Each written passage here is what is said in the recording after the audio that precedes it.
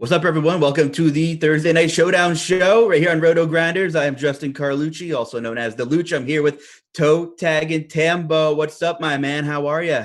I'm doing good, buddy. Good to be back. It's been a minute. No Thursday night football last week. I had some personal stuff the week before to tend to, so back at it again for another Thursday night. And we got a okay game here. A lot of injuries were leading up, but a lot to talk about and go through for this slate. Absolutely, absolutely. I know you've been busy. PGA still trucking along. We got Devin with us here, producing the show for us too. Big shout out to Devin.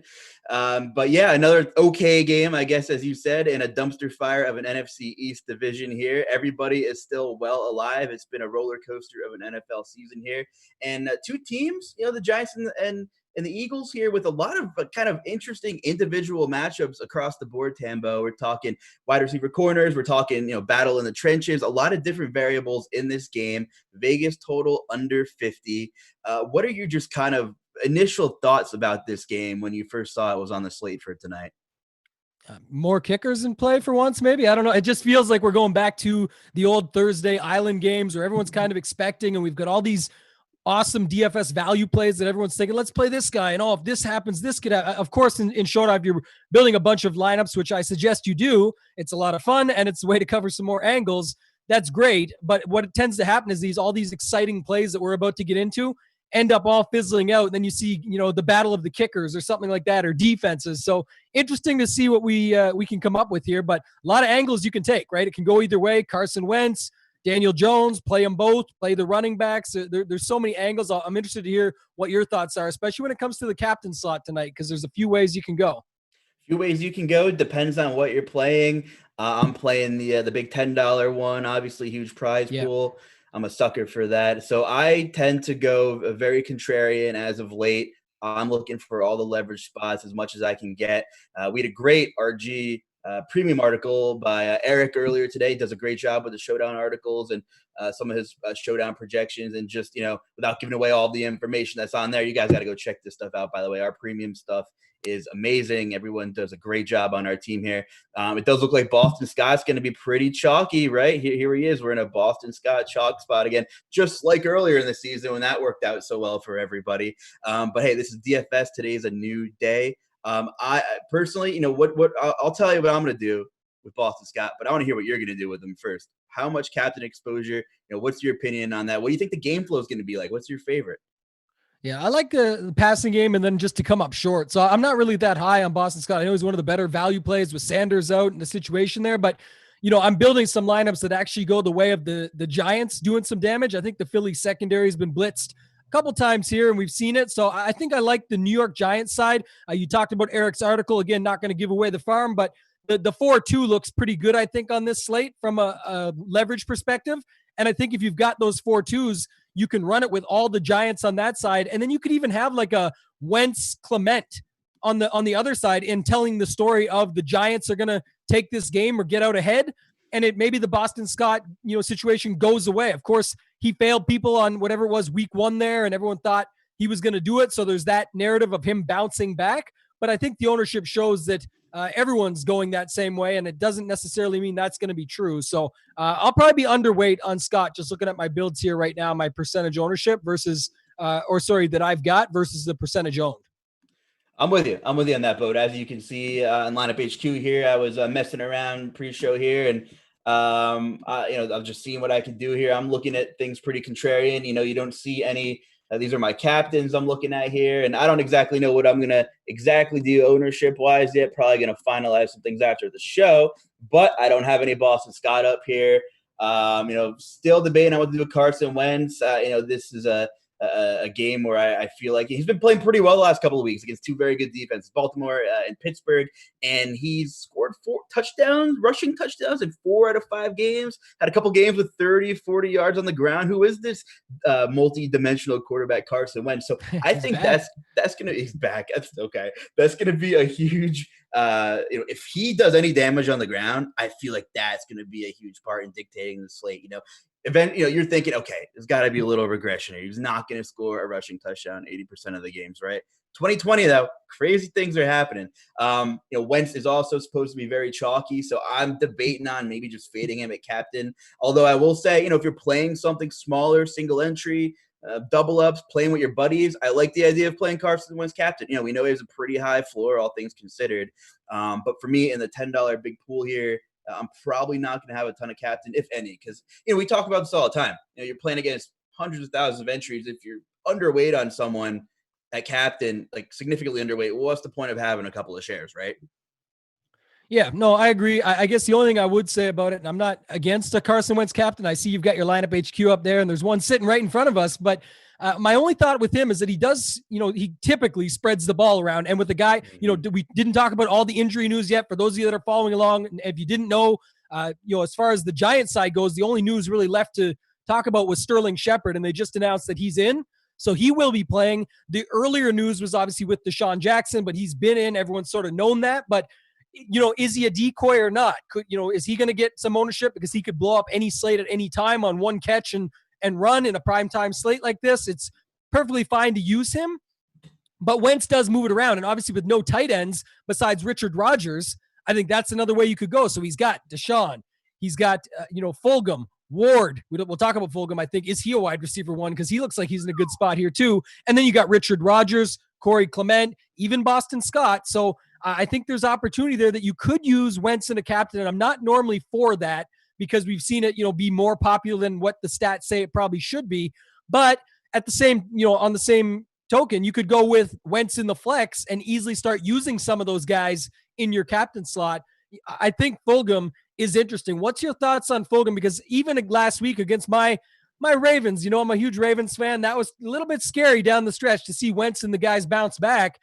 Fulgham looked really good in that game after the previous game where, a lot of people didn't want to go back. I talked about it some of my shows last week. I said, the reason I think they go back to Fulgham is because they needed to do something differently, right? They weren't getting anywhere with what they were doing. And people talk about all the time, the difference, the definition of insanity, doing the same thing over and over, expecting a different result. They weren't getting anywhere, and they still got the L last week, but it's against a very tough team in the Baltimore Ravens. They made a really nice comeback. They had a shot right there.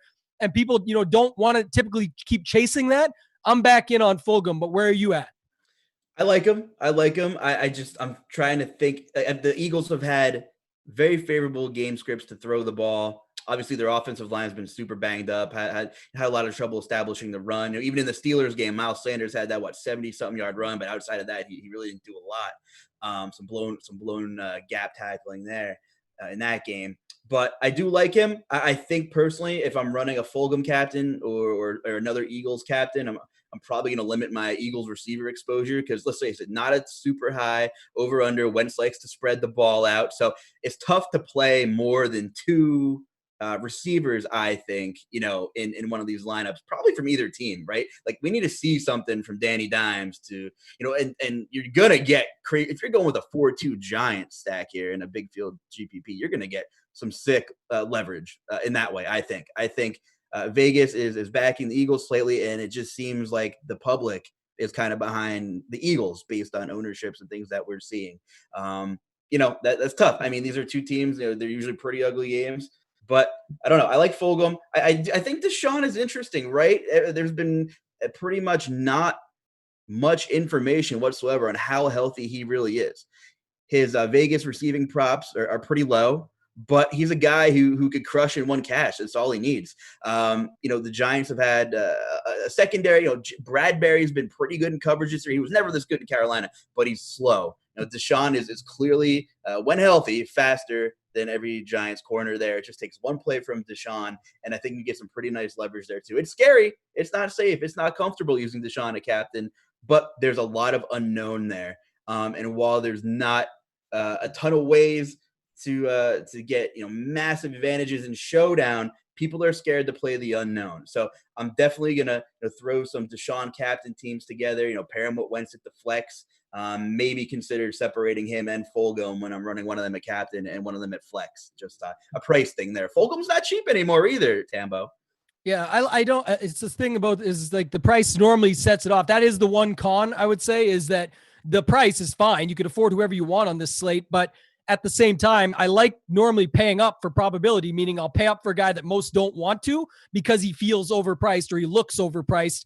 You can use golf this week as an example. Terrell Hatton's still crushing at 10K. It just continues. But we're here to talk about football. My thought around that is the one downfall is with Fulgham, he's priced up and he's still garnering the ownership.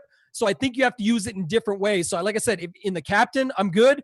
And you build around that. You could maybe have him and the captain, Wentz in the flex, and then pack in a bunch of PPR points on the other side and say that the game's going to shoot out a little bit. That'd be the story I'd want to tell there, while still keeping it a little bit unique. Kind of like when you mentioned Boston Scott. Pretty much the only way I can think about using Boston Scott is with the Philly defense.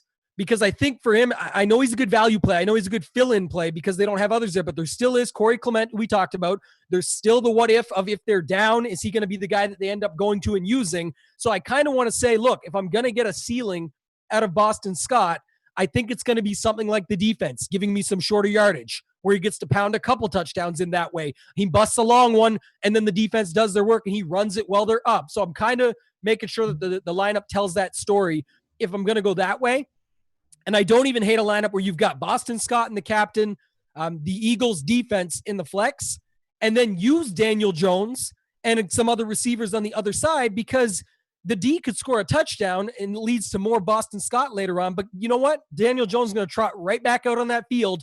Also, Daniel Jones has legs, so he has the ability to escape these negative points from an interception when he gets right back out there in a couple of runs. So I'm not really worried about a defense against a quarterback in a game like this against a quarterback like that. I was just going to bring that up to you. It's not like we're playing a full main slate here. Sometimes raw points matter. And you know what? If Danny Dimes goes out there, throws an early pick six, and you have him at flex, well, guess what? The game script is even more in a pass happy favor there too, as long as it doesn't get crazy. Good point there. Good point there. Eventually, we're going to see some of the Danny Dimes we saw last year. He's dealt with a lot of injuries on that team. Interesting that Shepard's playing another guy who is going to be super low owned at captain. And in general, and I'm not endorsing, hey, play Sterling Shepard in a 50-person double up. No, that's not the way to go. But there's more unknown there. And in a game where there's not going to be a ton of points, he just needs a couple plays. And like you said, a lot of ways you can go here. One interesting thing about the Eagles, and I used one of our awesome tools on RotoGrinders, Gridiron IQ, a lot of good stuff on there. I know the Eagles have not been leading a lot this year, time-wise, but they are first in the NFL in passing plays when leading by 7 or more this year. There has been some times when they have been up a touchdown this year, believe it or not. Has been a lot, but they are a pass-happy team. The Giants are bottom 5 in yielding defensive pass success. So, I'm seeing a team that likes to throw the ball even when they're ahead. A team, obviously, I think they're 11th when trailing by 7 or more in pass selection. So on average, they're throwing the ball a lot. Banged up offensive line. Now they're getting a little bit of help back. But you don't have your feature guy, Miles Sanders. Everybody loves the Boston Scott chalk, and no offense to Boston Scott, but he's no Miles Sanders, right? And I even just have like an inkling. I'm up here in Pennsylvania, an hour and a half north of Philly. Haven't found a lot. No one's going to say a lot, but I just feel like Corey Clement might steal a little bit more work than maybe the public's perceiving. This is a guy who was a Super Bowl hero a couple years ago. He's capable, especially in a game script that they're going to throw the ball a little more too. He can catch the ball out of the backfield. So I do like the Eagles pass game. There's some data to back it up. It's not like we've only seen 1 week of football now. We're basically almost a third of the way through the regular season. So for me, that's my game script here. And I'm thinking that's my favorite one. When Eagles get ahead, I think one of the receivers, in terms of for GPPs especially, does the work. I do like the Richard Rodgers call. Is he one of those guys we talk about that's fairly priced and can kind of fit, multiple kind of game scripts, Tambo? He can, for sure. And that's one of the, you could fit him in. We talk about it, earlier with these 4-2s. You could easily have, go back to another unique, it's not super unique, like, oh, this is going to blow your mind and get off this setup for the slate. But I'm just saying, if you want to go with a Giants story, whether it's Freeman, Jones, Slayton, all those guys, the Eagles have even given up a big game to Slayton last season. Forget what Slayton's been doing this season. So you could set that up on that side, and you could easily just run it back as the 2 with Rodgers and with Fulgham, and just get all those PPR points from that side and then have a bunch of Giants on the other side. So I don't mind that either, but it's another thing is he's right in the mix of where he's just above these kickers and he's just above these defenses, and Greg Ward is right there. So, I mean, there is some other moves that you could make around him, and it's not like, and look, what's he showing here? 21% ownership in lineup HQ. It's not like that Richard Rodgers is some lock for this slate. Just Right. because the other, again, that's what I kept saying at the top of the show, is just because there's automatic injuries, everyone always goes, okay, wide receiver 1's out, who's wide receiver 2? Or in this situation, tight end 1 and 2 are out in Ertz and Goddard. Doesn't that mean Rodgers? Well, yeah, it should, but does that mean they're even going to need the tight end or use him that much? Or is he only going to get 3 catches for 40 yards? And at 5K in a 1-game slate, it's probably not going to be enough. So build accordingly. It's not something that I'm afraid of, but it's not something that I'm going all in on or really excited about, to be honest, when all these other plays are on it. Like I said, I still think you could see some kickers come into play here with Elliott and Gano. These are not good offenses, and when they do get the ball moving, it's easy that they could be slowed down right there, and you could just see kick after kick after kick, and that's what we end up with. So I think that's an interesting route you could take as well.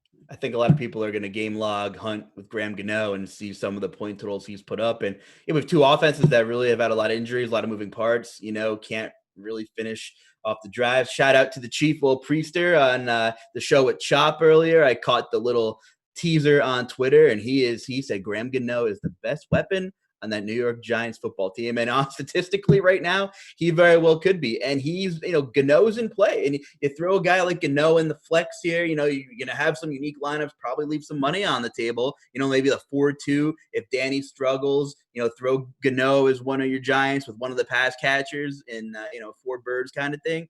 That's very viable, right? So for me, it's 4-2, 3-3. It's tough to see a 5-1. Generally, 5-1s haven't been a popular, hasn't been bringing in the cheddar after Showdown slates, I guess is what I'm saying. So a lot of 4-2s, a lot of 3-3s. I think I'm going to set my builds to max of 4 so I can kind of cut out the 5-1 builds. Do you have any thoughts on that? I know we touched on it briefly, but I tend to play 5-1s if I think huge spread games and things like that. If you got a lot of lineups, I don't mind running some onslaughts, right? 5-1s, but like I said, I just think you got to be careful how you're doing it. And what I mean by that is I go right back to Boston Scott. I think a lot of people go Boston Scott, then they put the Philly defense, and then they start, Wentz is a part of it. They'll say, let's get the next guy in with a guy like Fulgham because you can spend the money, you can afford it. And then they just throw their other guy, Slayton or Tate or Ertz or Ingram on the other side. And then they think, oh, there it is. Well, I think everybody's doing that. So even if you got money on the table or whatever, that's a common 5-1. So at least if you're going 5-1, look for something a little more unique, leave some more money on the table, whatever it might be. But I do like the 4-2 setup here tonight, not just because Eric's article was all over it. It was sort of how I was building anyway, because I think it is a division game, 2 teams that could have some back and forth, and a 4-2 really fits for, any type of game flow. Over, under, you can still see both of those get there versus typically a 5-1 is going to be in something that it's an onslaught, for the fact that you're saying they're going to just destroy them and you think it's going to look that way. I think it leans more to a Philly onslaught. So if you are going to run 5-1s, I see it more from an Eagles perspective because Daniel Jones and supporting cast maybe doesn't get it done. I think there's going to be a little bit of Philly momentum after last week. If I had to lean one way, I think that's a big deal. It wasn't like it was their Super Bowl. It was just a good game for them to try some different stuff, get a good score up there, battle it out with one of the best teams in the league, and just kind of give them that momentum or confidence boost to say, you guys got this. You got a good enough squad to be able to go out there and put something together. They should feel really confident coming in against a New York Giants team that doesn't really have that going for them and doesn't really have a lot of weapons themselves. Devontae Freeman, we didn't talk about him yet, but that's their number 1 running back right now. Hasn't looked terrible, but he's not something that looks amazing. So, what's your thoughts on Devontae Freeman? That's what I want to ask. I'll be underweight. I'm not totally fading him at flex. I'm not going to have any Freeman captains. He's not fitting a lot of game scripts that I personally believe are going to happen. I'm playing with the Eagles with the lead. I'm obviously making a bunch of contrarian builds with their pass catchers, like I said. So for me, it doesn't scream Devontae Freeman. I will say, though, that even when they've been trailing, Freeman's been the guy. Deion Lewis, I think, played 18 or 19% of snaps last week. And historically, wherever Deion Lewis has been, he kind of played that third down back pass role, James White type of role, who took over after he left New England. Even when he went to Tennessee, Deion Lewis was in quite a bit in passing situations. It just doesn't seem like that's the case. So I do, Freeman does kind of have that going for him. You just think, pass catching running backs, Devontae Freeman's really, he's not one of the top 10, 20, or 40 guys that come to my mind. So I guess that doesn't really speak very highly of how they feel about Deion Lewis's current status. But I'm underweight on Devontae Freeman. Like I said, his captain ownership was a little high for me. And when it's so hard to make ROI in large field GPPs and you want to be in that top 1%, he was kind of an auto fade for me, a captain. Now, he can still play with getting the volume, right? But I just don't see with how I'm trying to build tonight how to get him in there. Yeah. Then the other interesting one, I do kind of feel the same way with you about Freeman there, but the other one is any Jalen Hurts exposure, because Doug Peterson talked about it. I don't know how much you want to trust his coach speak, but he basically said, look, we could easily see that, snap count increasing or continuing to increase. He's had a few points we had a couple points in the last game. I mean, it's a spot. I'm not trying to pull the old Siege backup quarterback here situation, but What are you? I am, because at the same time, it's a little bit more interesting. There's more ways to get there. There's ways to utilize them. You want to talk about a Boston Scott play, what if they run it in with him or something crazy and run a special play? These are the guys that run the Philly special in the Super Bowl. So I think there's definitely reason to believe that you could see Jalen Hurts involved. And what if he's the guy that cuts off that range? Deshaun Jackson as a decoy, Clement as the backup that doesn't end up seeing the work. All the other guys that we talked about in there that, Sterling Shepard at that similar, he's right in between all the guys that people are going to want to make moves on. I certainly like doing something like this, especially in the big $10 that we're both in tonight there. And I know a lot of those watching will be playing that. I think that's a guy that you could use in there. And I'd probably use him without Boston Scott, just as sort of the, situation where you could easily see, Taysom Hill steal it from Alvin Kamara. What if Jalen Hurts comes in and eats all these running backs' lunches, as well as all the guys in the price range for him on DraftKings for the single game slate? Yeah, kind of the world's new favorite, Taysom Hill, right? Jalen Hurts, he played 10% of snaps last week, but a guy who can come in the red zone, and you know what? Even if he throws the ball to one of the receivers, if you're captaining an Eagles receiver, and you know what, you're that would be lapping the field maybe twice with how chalky Boston Scott is, and if you don't have Carson Wentz in that Jalen Hurts lineup, why can you play? Speaking of player groups, can you play Hurts and Wentz together in any capacity? What are your thoughts on that? Well, you could. I think it's just a little bit aggressive, but you can do whatever you want in these tournaments. And I think the idea there would be, yeah, you'd be waiting for it. I don't know. I'd be better off to probably look for odds from somebody. But, like I said, it would be something like that Philly special or something where they run that play where you see Wentz go out wide and Hurts is there. But even then, I think that would be almost too obvious where, the D would react. So I think it would actually end up being Hurts to somebody else. So I'll probably separate them. You'd be looking for a long shot with that, but I definitely think that Hurts could be more involved.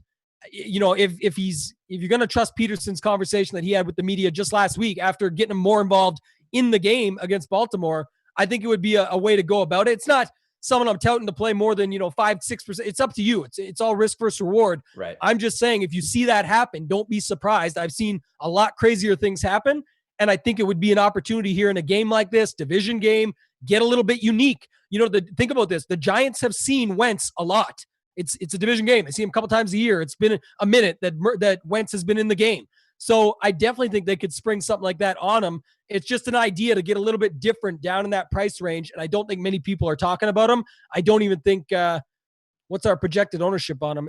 0 for 0.89 fantasy points. So take a shot in these large field tournaments, right? That's the guy I would go to. Obviously, we've been on other guys a lot heavier. That's just something I wanted to bring up. Yeah, I was crunching some numbers here. Didn't run a lot. I just wanted to play with the optimizer. I plugged in like 8 to 12 of Hertz, but that probably would be a little high for anything I even want to be comfortable with. A lot of options you can do in lineup HQ here. Everything's in one spot. Projected ownership right here. Boston Scott 65%, Wentz 70. Fulgham. 4 weeks ago, no one knew who he was. Now he's 60% in the Showdown slate. Amazing. I'm saying here, look at this. Sterling Shepard, a lot of unknown here. 15% on a one-game slate. Golden Tate hasn't done much this year. He's not hurt.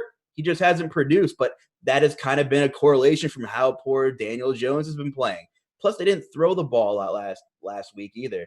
So, you have two guys with some serious upside. I know Shepard might not be 100%, but a way to, go get unique here, in my opinion, is to maybe go over the field on one of these two guys, whatever matchup you like more, whoever you think, the volume might come in a little higher on.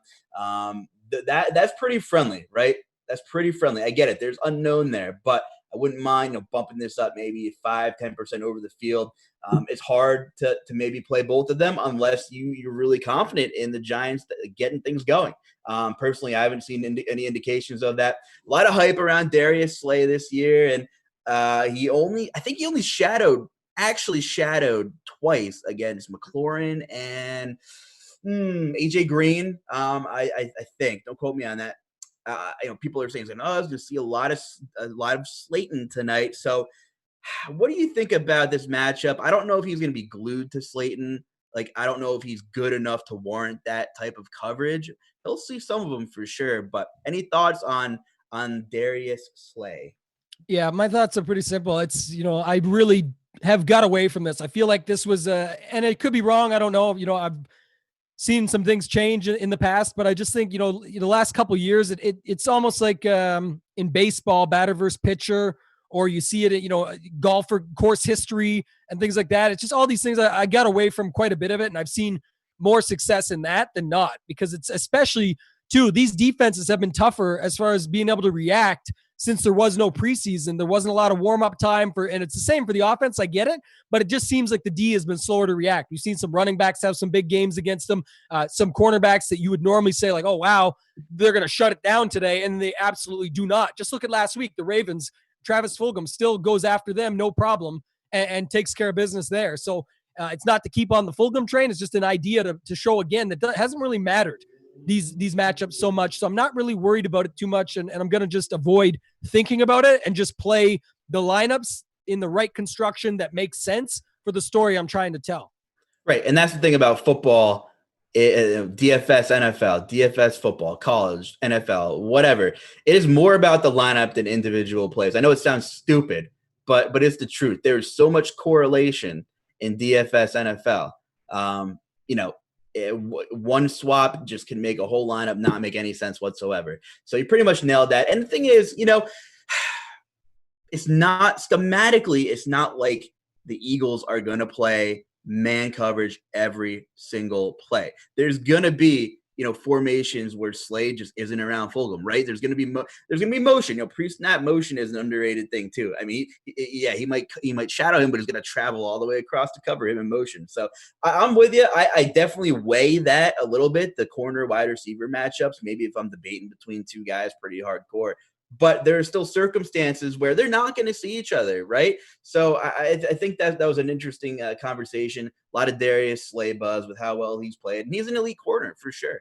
But I'm with you on that. I would weigh it a little less than maybe the public is kind of portraying. It only takes one play too, like you said. It's literally one play, and it could be he slips. Anything can happen, and then it goes out the window. So for me, that's not going to be like a high priority to make sure I'm monitoring against these matchups. And if it happens, then so be it. But that's why you want to run out more lineups and have some opportunities. So do you want to do some FanDuel? You want to look at that, or we got some questions in the chat that I can give you, and you can answer those. What's your thoughts? Let's do some questions. What do you think? Let's do some questions. And well, I think the Jackson, the captain, you briefly touched on earlier with Deshaun, but you maybe elaborate a little bit more on that, because I think that's, there is no injury designation. People are looking at him and saying, this is a guy could come out right out of the gate on the first drive and boom, and you see him do his little spin around, walk back in the end zone and just show the ball and then brush the shoulder off and be gone. So, I think you should probably have a couple in case that exact situation happens. But what's your thoughts on it more, and maybe just elaborate on that one? Yeah, there's some unknown, or he could land the ground with 10 left in the first quarter because that hamstring is causing him problems. Too. But the reward outweighs the risk for me. He's a high ADOT guy. Carson Wentz is fifth in targets 20 plus yards downfield throwing the ball right now too. So it just kind of makes a little more sense for me. They're passing a lot in neutral situations. They're passing when they're ahead. They're passing when they're losing. They're just passing quite a bit. The line's banged up. There's no Miles Sanders. If Boston Scott's a little slow out of the gate, then they probably lean on the pass a little bit more. Deshaun being a high ADOT guy, he's fairly cheap, especially compared to Fulgham. And the unknown factor, the ownership thing is huge for me too, right? Like if he was projected, I don't know, what do we have, Deshaun? I don't know. The captain ownership is very low. I believe it was earlier projected single digits somewhere without giving away the whole farm, like you said. If it was like 15%, I probably wouldn't be as intrigued. But any way I can realistically lap the field 2 or 3 times, hypothetically, I'm going to take my chance. That's what having that GPP mindset. You don't always want to be safe. And he's not safe. He's been boomer bust his whole career. Yeah. I think it's what you said. It's, if you got it, I would definitely make sure you have at least 1 or 2 just in case it breaks the slate out of the gate. You want to, you don't want your night to be over on the first drive of the night. So somebody else asked here too, how much do you look at props for showdown slates? Eric Johnson wants to know. Props are interesting. I saw Deshaun's receiving yards was pretty low earlier. I can't remember exactly what it was. I think it was in the 30s actually. But he's the guy who's fun for those kind of receiving yards props because all it takes is 1 catch, right? He runs 20 yards downfield. His ADOT's pretty high. So I take it into consideration. It's one of those things I like to weigh. Obviously, Vegas is very good. It's more of a reference for me, just to make sure I'm not missing anything. Vegas isn't always right. What do you think, Tamba? I think it's something to look at, but like you said, Vegas is normally pretty dialed. Now, props are the spot that everyone says, and I don't play a bunch of them because the limits are whatever, but they basically say, they're the most inefficient. We have ways, if you have good projections and you're seeing some value on your side. So I'll look at that. I'm on Twitter quite a bit as far as notifications go and seeing some of the sharper guys around the industry as they post out, I'll look at that stuff. And if I see someone make a great case for a good prop, I might actually take that into consideration and think about, okay, if that does come true, again, then I take that idea and use it to go and build a lineup or a set of lineups based on if that was to come true. So again, it's always back to the storytelling of the lineup for Showdown, but that's the main thing that I'm going to do in a situation like that, where I just say, I'll just use that prop, if it tells a good story, and use that to go build a lineup with it. But it's not something that I'm grinding or digging into daily. Like you said, it's the prop can say whatever it wants for Deshaun Jackson, and it's to get the money balanced on either side of the line so that the books can win on the juice. But at the same time, he can just bust the touchdown for 80 yards out of the gate, and there you go. Everybody got their over. So not something I'm digging into too much. Any more on that? Let me ask you this. Off topic, maybe it'll be a question that comes up. The Giants are bottom of the barrel in the league, basically, in pass blocking protection. Are you going to have any Eagles defense at that captain slot tonight? I am, yes. And good that you brought it up. So vice versa of, using the Boston Scott situation I mentioned earlier, that's where I'll use the Eagles in the flex. I can go back. I can go the other way. That's, again, another one where when I talked earlier about that 5-1, that might be the time to do it. It doesn't have to be a 5-1. It's just more like you could go a 4-2 with the defense and then have a couple of those PPR guys for the Giants there, right? Where you can just have them Graham Gano and a PPR guy. Pick a pass catcher you like the most.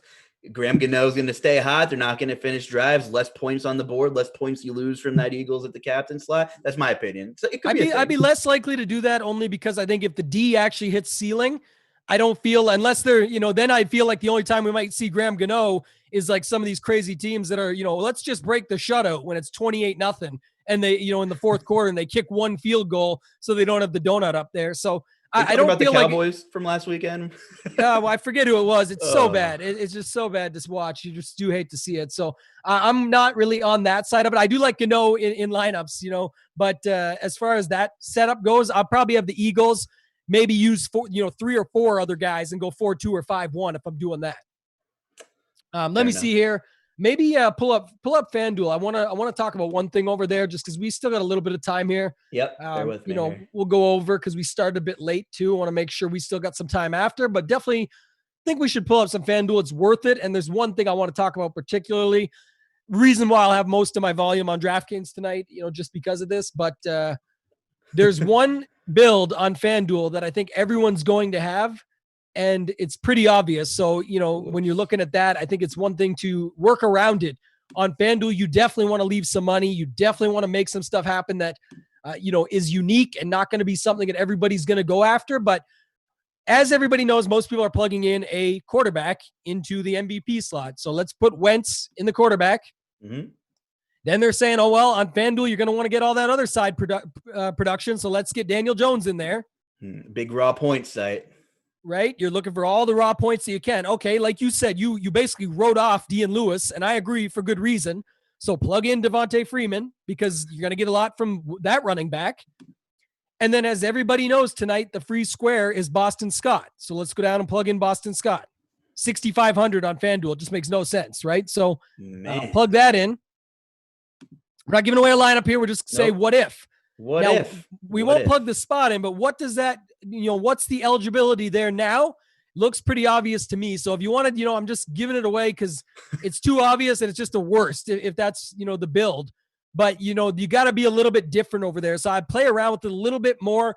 The one thing to note on FanDuel tonight is that with Boston Scott being $6,500, I would imagine he ends up in 80% of lineups over there or something ridiculous. Maybe we'll try and call it here.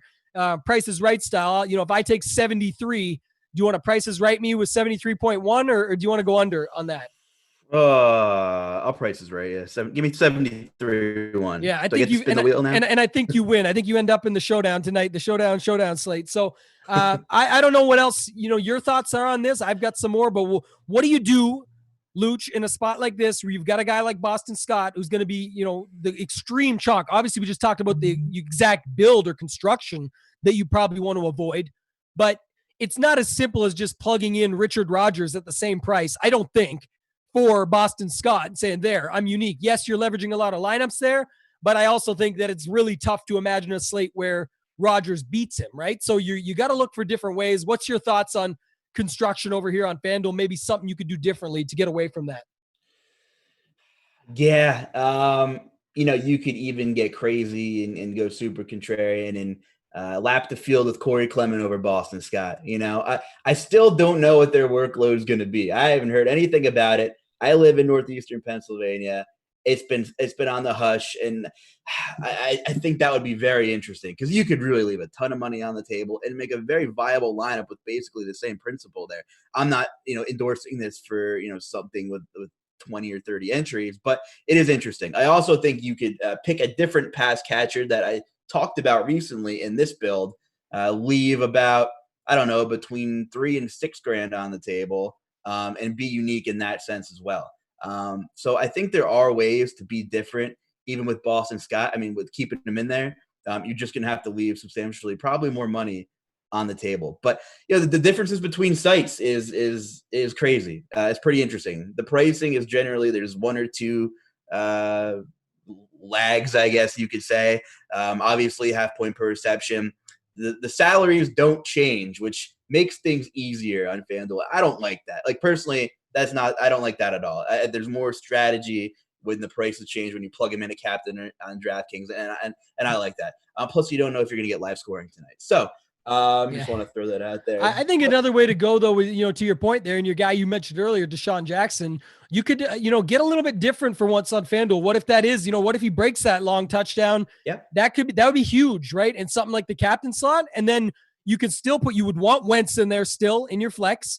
I'd probably then throw either, Boston Scott or Clement in there. And the idea would be if that's the, if that's the only play that breaks it for the game or the Eagles side, and then Wentz doesn't do as much after that, you could then see your running backs do something, but not. And it's just an example. You could plug Fulgham in the captain and it's him and not, Deshaun Jackson. There's ways to go about it. I'm just saying it still has to tell a story as you tear down the lineup that normally you don't want a wide receiver in the captain. But if so many lineups are going to have Boston Scott in the captain and so many lineups are going to have Carson Wentz in the captain, go Daniel Jones, sure. Go Freeman. I think that's an interesting one, but I wouldn't hate putting a Philly wide receiver, then putting Wentz in behind in the flex, and then just say, look, Wentz doesn't have a huge game. He just has one of his normal 15-point games or 14-point games, and then you got the running back behind him to say that's how it's going to look. So I just think there's more ways you can go about it that you can avoid some of these most obvious lineup setups and get different that way. So I agree. And I'm telling you, Golden Tate and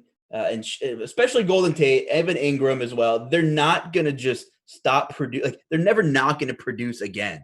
Sure, Daniel Jones has been playing poorly. Looking at FanDuel here, looks like their RG's pegging Evan Ingram at about 35%. But you go down the line here, if this is the Golden Tate, kind of, I guess I would call it regression here in a positive way, regression to the mean here, 11% for a guy that's probably going to play 85% of the snaps. And, the public, Vegas says the Eagles winning the game. I generally think the Eagles will play with a little bit of a lead here. Nothing crazy. It's not going to be like Boston Scott and Corey Clement combined for 35 carries or anything. That's not who the Eagles are. When they're ahead, they need to try to put the pedal down because they can't close anybody out. But, I think you can even plug a guy in like Golden Tate with Boston Scott. And on ownership alone off of Tate kind of makes you pretty – that's a huge difference. Slayton's up here over 40. So if Golden Tate has a game, does anything, that could differentiate yourself as well too. And you already have Daniel Jones in a build like this, which makes sense. So I don't hate that either. And obviously, you have many options with what to do at flex. If you kind of look at this build. So just look at the ownerships, guys. With Boston Scott, you got to find ways to be different if you're gung ho on getting him in there at flex. Yeah, and good call on the Tate. Reasoning. I think, like you said, also Shepard's back. I saw him, one little mini video of him before we hopped on the show where he was running a couple routes and caught it and did a little quick shimmy and he looks okay, but it's one clip. Like you're not going to be able to tell much of that. And what if he's the decoy that's out there? Philly hasn't, like I said earlier, they haven't given up much against the tight end. So you're looking at guys like Slayton and you're looking at guys like Tate that with Jones, I definitely think that could happen. And if you end up seeing a game that, that goes over, that could take away from Boston Scott on the other side. And so you get a bunch of pass catchers in there from the Giants side and then use the Philly guys coming back. Maybe a little Graham Gano, a 4-2 Giants with Eagles. I really like that build. And we're not building any more lineups on here, but that's just my final thoughts. Anything else you want to talk about, Luch, before we get out of here?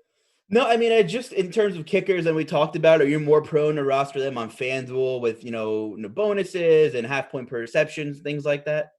I still like them on DraftKings. Like I said, the one thing about DraftKings is that where the kickers are showing up, at least in this slate, sometimes they're even more expensive, but they're down in this range where people, and we didn't talk about a lot of these guys, but, J-Jaw, Dion Lewis, Hightower, could all these guys have some action? Sure. Are the guys with 150 lineups going to have them mixed throughout? Possibly. But these kickers could easily outdo the Deshaun Jackson, who could be a decoy. Rodgers, who, like I said, people just automatically assume because two tight ends are out, he has to do something. No, they might just say, you know what? Our best two tight ends are out.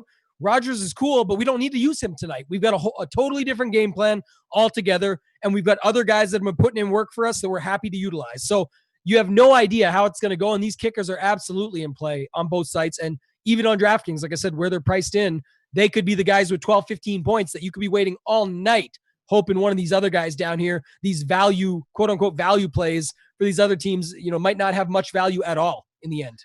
I guess one more thing. I follow a bunch of Eagles beat guys on Twitter, being from PA. Jeff McClain reported that the Eagles inactives, nobody surprising. The only one is Quez Watkins is inactive. He had a couple snaps last week at receiver. So it looks like they are going to suit up Arcega-Whiteside as their choice over Quez Watkins. And we expect his role to be reduced. A guy who hasn't really produced at all in his NFL tenure here. But just, make a note that Quez Watkins is inactive tonight. Got anything else, Tambo? What's going on? Perfect. No, I think that's good, man. We're here every week. So if you guys want more questions answered and things like that, bring them out for us. Other than that, producer Devin threw it in there, smash the like button, subscribe, come back and see us next Thursday. If you guys have more questions, you can always throw them in there. Follow me on Twitter at Totag and Tambo and hit me up if you have any more questions. Other than that, good luck. Give me a final score prediction, Tambo. Oh, geez, man. I'm still taking the Eagles side. So, but I'll say, let's go with, let's say it's a little closer. Let's go 24-17 Eagles. Okay, I had 24-13 Eagles. We'll see. So for Totag and Tambo, appreciate it, buddy. Follow him on Twitter. A lot of great PGA content, NFL content. The guy does it all. And for Devin, our producer, the rest of the RotoGrinders team, I'm Justin Carlucci. Good luck, everyone.